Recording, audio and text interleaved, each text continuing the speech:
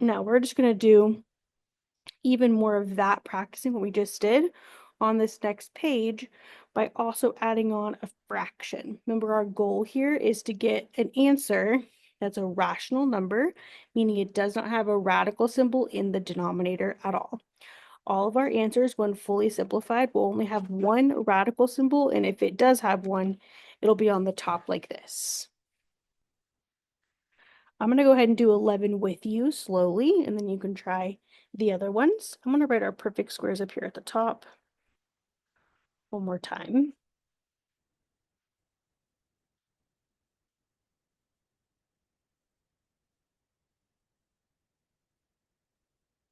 Oh, I forgot 8 squared there. You saw me forget 8 squared. 169. Okay, there we go. I'm just going to start with number 11. Remember, my end goal here again is to get rid of the radical in the denominator.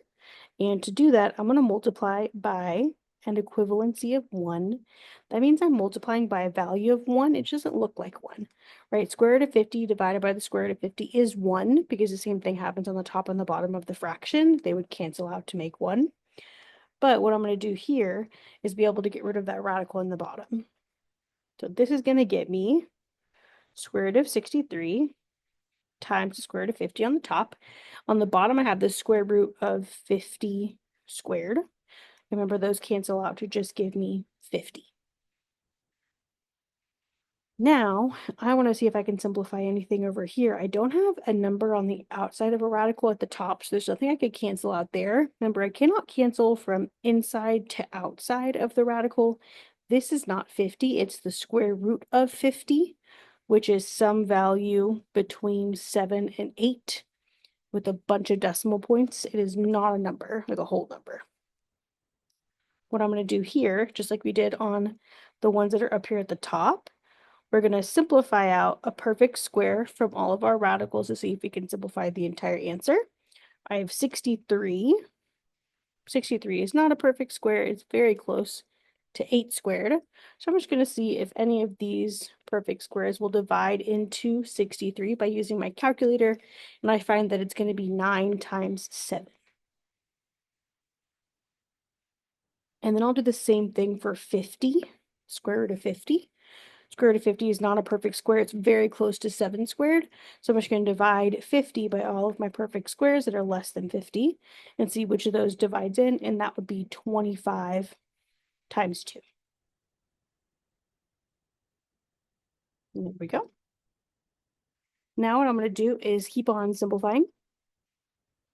The square root of 9 is 3. Square root of 7 is not a whole number, so it stays like that. Square root of 25 is 5. Square root of 2 is not a whole number, so it stays like that. And then we have our 50 on the bottom. Now we can simplify on the outside. Remember, we can't simplify here or here because inside to outside doesn't work because this is not 2, this is the square root of 2.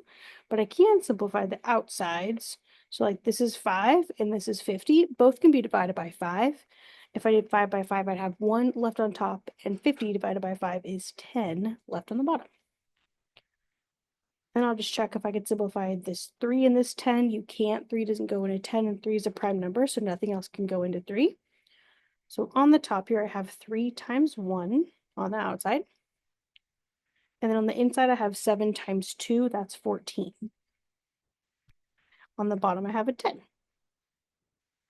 Now, normally this will be our answer. We always want to double check, though, if there's anything we can do on the inside one more time, because now that we've put these numbers back together, there might be different factors of that total number that could be simplified farther. But we have a square root of 14. There are no perfect squares that divide evenly into 14. The only two that are small enough are 4 and 9. And neither of those go into 14, so this is our answer. And there we go. Perfect. We'll do the same thing for number 12. So I'm going to let you try number 12. Before you pause, let's talk about this real quick. Remember, when I'm multiplying to get rid of the radical, I just want to get rid of the radical in the bottom. So I'd multiply this by square root of 12. I am not going to multiply by 6 as well. 6 is not in the radical. It is already a rational number, so it just stays there. Okay, go ahead and pause, see how far you can get, and then come back when you're ready. Is number 12. I did try to color code. Hopefully that will help a little bit if you're confused by how many radicals we have. So I've color coded all the 1/28ths and what it breaks into pink, and then everything from square to 12 into red. And you can see here, our 6 stayed in the bottom because it didn't have a radical. It did end up multiplying by the 12 we have here. 6 times 12 is 72. And then from here, I just simplified the radicals at the top because there was nothing out here to simplify with my 72. So 1/28, not a perfect square, but it is 64 times 2.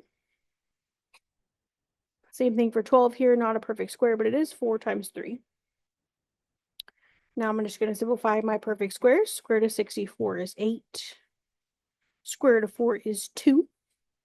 And then square root of 2 and square root of 3 are not whole numbers, so they got brought down. And then we just simplified from top and bottom on the outside of the radical. I had 8 out here and a 72 out here. 8 goes into 8 one time.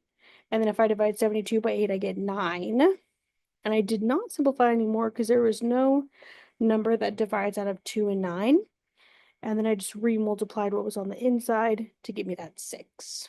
Remember, I cannot simplify from here and here because this is on the inside of the radical and this is on the outside of the radical. And that's the answer. Perfect. Okay, and our last two are 13 and 14. Go ahead and pause and try them and then come back when you're ready. Go ahead and check number 13 and number 14. I'm going to go to 13 first. Here is the whole thing. We had a square root of 12 on the bottom, so we multiplied everything by the equivalency of 1, square root of 12 over square root of 12. That got us to here. There was nothing on the outside to simplify, so I just went straight into simplifying my square roots.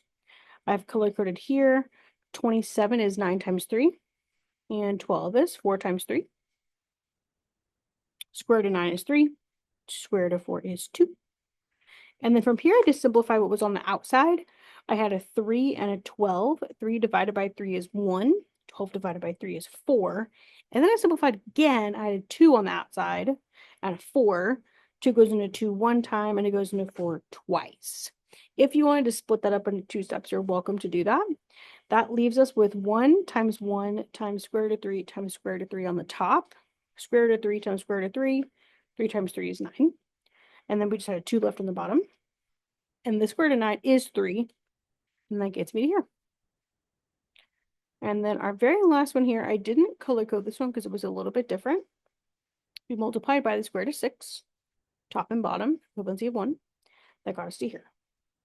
And then if you try to split up 15 and 6, neither of them could be divided by a perfect square, so there'd be no point in trying to separate them. If we split this up into like that, right, you see how none of them simplify into a perfect square, so there's no point. So what we did instead was just multiply them back together to see if maybe we could simplify that one. That got us to here. And then I said, oh, well, wait, hold on. 90 is not a perfect square, but it can be divided by 9, which is a perfect square. It's 9 times 10. And the square root of 9 is 3. So that gets me 3 times square root of 10 over 18. And then I could simplify the outside. 3 goes into 3 one time, and it goes into 18 6 times. And that gets me to here. So biggest takeaway, always multiply by the same thing on the top and the bottom. Second takeaway, if you're not sure if it's your answer, like here, just always double check either is it a perfect square or could it be divided by a perfect square? And there you go. Hope it's helped. Bye.